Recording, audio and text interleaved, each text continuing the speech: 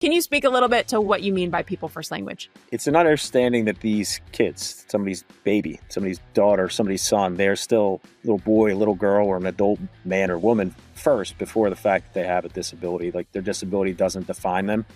And I mean, there's movement in the special needs community where some people are okay with identifying their disability first. But I think to be safe, it's to understand that you still have to refer to somebody as a child, as a daughter, as a son, as an individual first.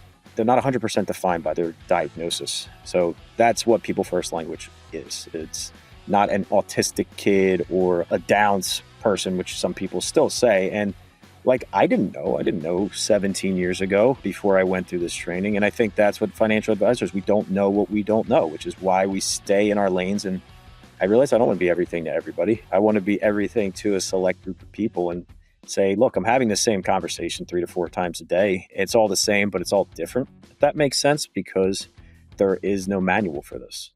Absolutely. So just as a quick example, instead of saying an autistic son or autistic daughter, you would say a child with autism, or putting the person before the condition. Another word I heard you use that I personally did not know until I did the class at the American College is the word neurotypical. I heard you use it. Do you mind providing a definition of what neurotypical is and why that's helpful when having these conversations?